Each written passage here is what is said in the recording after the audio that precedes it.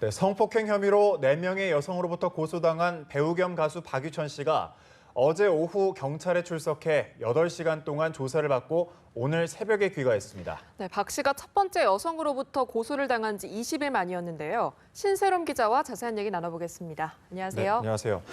네, 신 기자, 박유천 씨 조사가 밤 늦게까지 이뤄졌군요. 네, 박 씨에 대한 조사가 7시간 50분 정도 이뤄졌습니다. 때문에 오늘 새벽 2시 15분쯤 경찰서 정문에 박 씨가 다시 모습을 드러냈습니다.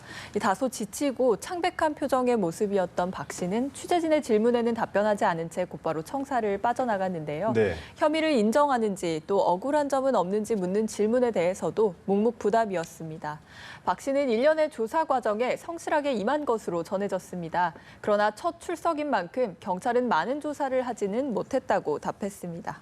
네, 조사를 마치고 나와서는 특별한 언급은 없었던 것 같은데 경찰서에 도착해서는 머리를 좀 숙였죠. 네, 어제 오후 6시 30분이 소환 예정 시간이었는데요. 네. 소환 예정 시간에 알맞게 도착한 박 씨는 취재진들 앞에 서서 머리를 숙였습니다.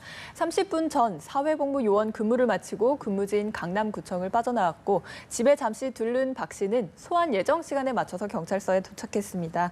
90도로 고개를 숙인 뒤 성실하게 조사를 임하겠다는 뜻도 밝혔습니다. 박유천 씨의 모습을 함께 보시겠습니다. 많은 분들께 심려를 끼쳐서 정말 죄송하고요. 경찰 조사 성실히 받고 잘 나오겠습니다. 네, 많은 취재진들이 경찰서에 와 있었는데요. 이른 시간부터 국내는 물론 중국과 일본 등에서 온 취재진 100여 명이 몰렸고 한류 스타인 박 씨 사건에 대한 이 국제적인 관심을 실감케 했습니다. 네, 정말 우리나라뿐만 아니라 이제 국제적인 스타 아닙니까? 한류 스타라는 이제 호칭이 붙었었는데 사건이 불거진 지 3주 만에 조사가 이루어졌네요. 네, 20일 예. 만인데요. 생각보다 예정했던 것보다 좀 길어졌던 이유는 아무래도 고소된 사건이 4건이 됐기 때문인 것 같습니다.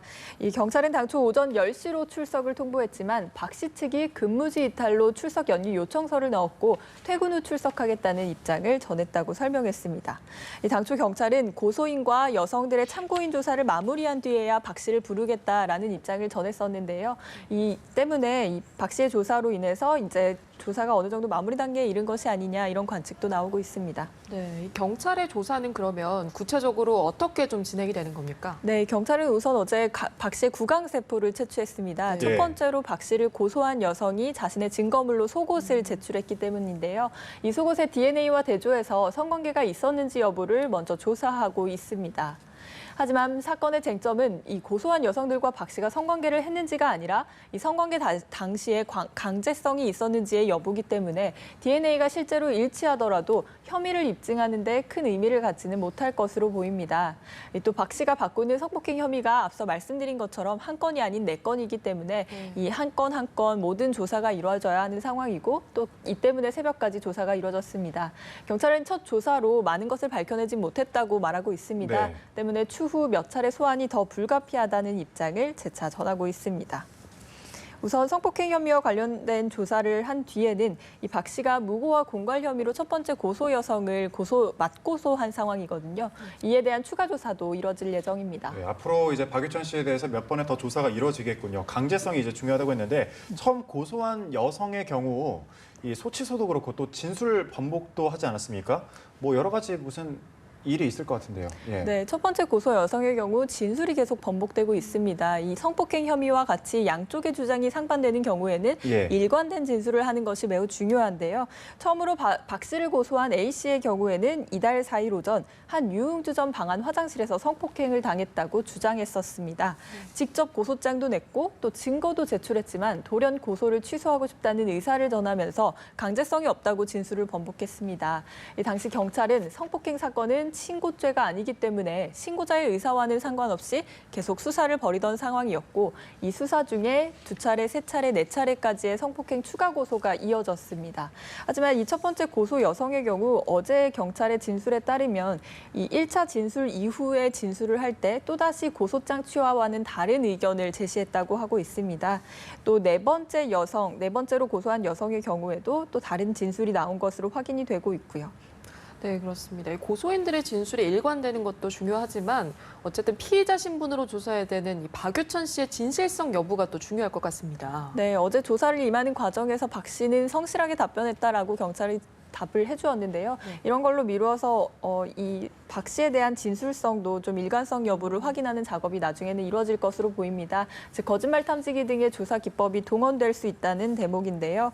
고소인과 피고소인의 상반된 진술을 확인하기 위해서 이 경찰은 이 거짓말 탐지기 같은 자체가 이 법원에서 증거로 채택되지는 못한다는 점을 들면서도 어떤 부정과 긍정, 진실이나 거짓 반응으로 보완 수사를 해 나가겠다는 입장입니다. 네, 그런데 이번 사건이 단순히 뭐 성폭행만의 문제는 아닌 것 같습니다. 뭐 그 합의금, 성매매, 진실, 또 조폭 개입설까지 있지 않았습니까? 네, 예. 주장에 대해서는 박 씨도 혐의를 강력하게 부인하고 있기 때문에 사실 진실 여부를 가리기는 어려운 상황이지만 이번 사건이 논란이 더 크게 된 이유 중에 하나는 이 4명의 여성을 모두 박 씨가 유흥주점에서 만났다는 것입니다. 예. 즉 공인인 동시에 사회복무 요원인 박 씨가 이 같은 공간에 자주 드나들었다는 점이 논란이 됐죠. 또 화장실이라는 공간에서 상황이 벌어졌다는 것도 논란을 키웠습니다. 이어 첫 고소 여성 등을 박 씨가 무고와 공갈 혐의로 맞고소했는데요. 이 합의금에 대한 진실 공방도 여기서부터 시작됐습니다. 고소 여성 측이 박 씨 측에 5억 원을 요구했다. 또 반대로 이 소속사 측이 먼저 10억 원을 제안했다 등 팽팽하게 의견이 맞서고 있습니다. 이 자리에 함께 동석한 고소 여성의 사촌 오빠로 알려진 황 씨의 경우에는 조직폭력원으로 알려졌는데요.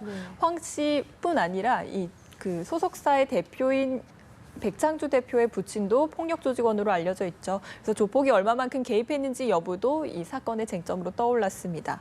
경찰은 사건이 일어난 유흥업소를 상대로 압수수색을 이미 한 바 있습니다. 성매매 여부 등 세간에 불거진 모든 의혹을 밝혀나가겠다는 입장입니다. 8시간의 조사를 했다고 하는데 앞으로 계속해서 또 조사가 필요해 보이군요. 네, 오늘 말씀 여기까지 듣도록 하겠습니다. 신세롬 기자였습니다. 고맙습니다.